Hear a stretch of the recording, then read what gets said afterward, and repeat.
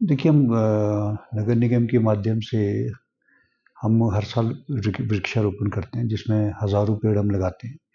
इस बार भी हम इस बार 27 तारीख से हम 27 से वृक्षारोपण का काम कर रहे हैं, जिसमें 10 दिन का हमारा कैंप लगेगा, जिसमें विभिन्न संस्थाएं जो हमारे साथ काम करेगी, चाहे एलआईसी है, आर्ट ऑफ लिविंग है, दूसरे सामाजिक संस्थाएं जो क्लब है, महिला मंडल, स्वयं सहायता महिलाएं हैं, बहुत सारे लोग इसमें जुड़ रहे हैं। हमारे पार्षद इसमें हम कंबाइंडली इसमें 10 के 10 दिन हमारा रोल रहेगा उसमें। वहीं पर ही हम रहेंगे ताकि उनका सहयोग कर सके, और उनको पौधों को प्रोवाइड करना भी हमारा अहम जिम्मेवारी रहेगी।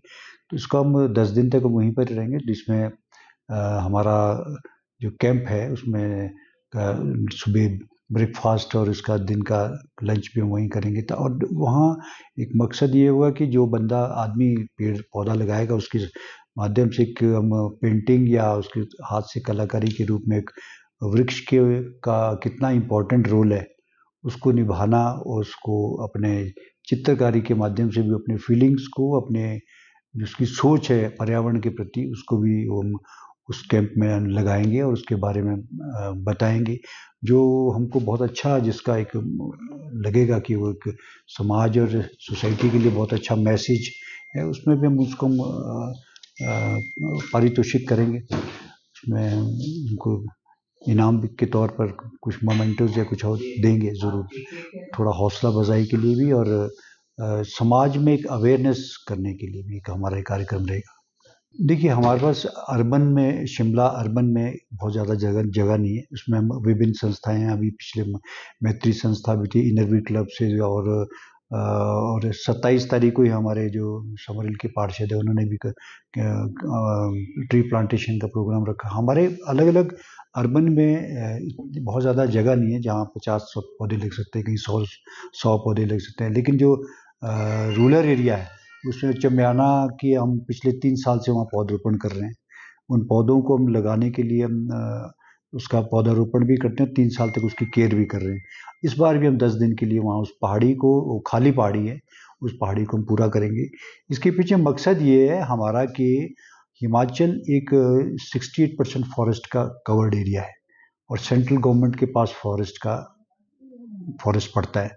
हमारे पास उसके राइट्स, और उसके लिए हम मेरा ये इसमें कहना है कि आपको, हम लाखों पौधे हर साल लगाते हैं, ना केवल हम पर्यावरण की रक्षा करते हैं, पर्यावरण को बचाते भी हैं, पोल्यूशन को भी बचाते हैं, लेकिन बदले में हिमाचल स्टेट को कार्बन क्रेडिट या कार्बन फीस मिलना ज़रूरी है।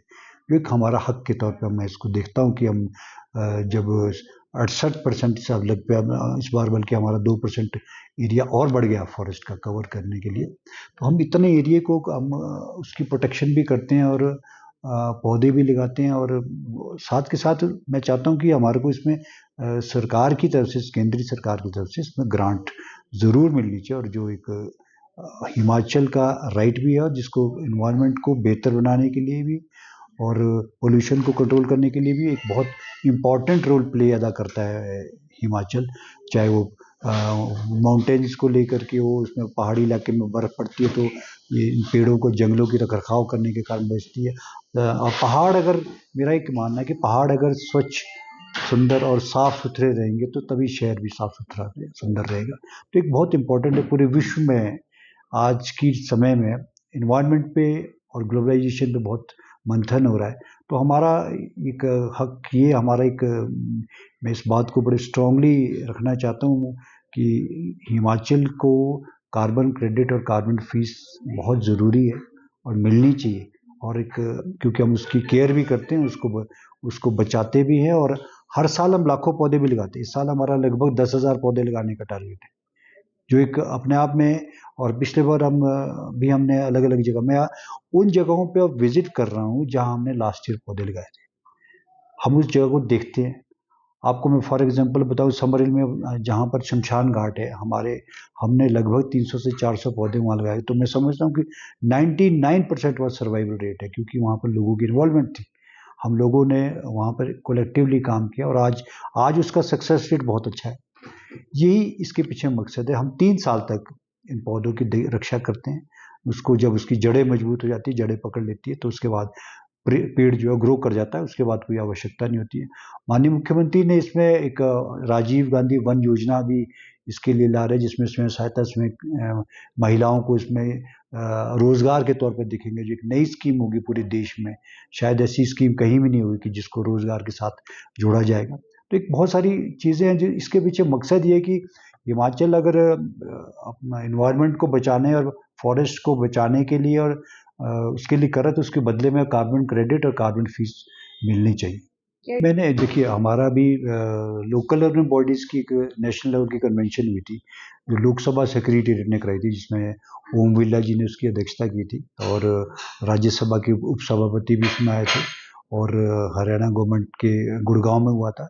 मैंने उस पर भी ये अपना एक सवाल रखा था और बड़ा वाजिब सवाल था, जिसमें मुझे बड़े स्ट्रांगली मुझे उन्होंने कहा कि अच्छी ये आपने ओम बिरला जी ने बड़ा अप्रिशिएट किया इस बात को कि आप किन किन चीज़ों को लेकर के आप कहना चाहते हैं। मैंने कहा ये हमारा एक स्टेट है जो हिमाचल देश में एक ऐसा राज्य है जहाँ पर पेड़ लगाए जाते हैं और बहुत कम जगह रह गई है पेड़ों को लगाने के लिए। और हिमाचल में तो 68% हम अपने डेवलपमेंट को भी रोकते हैं, हमारी FCA नहीं रुकती हो पाती, इस वजह से हमारे को सेंट्रल गवर्नमेंट पे जाना पड़ता है उसके लिए।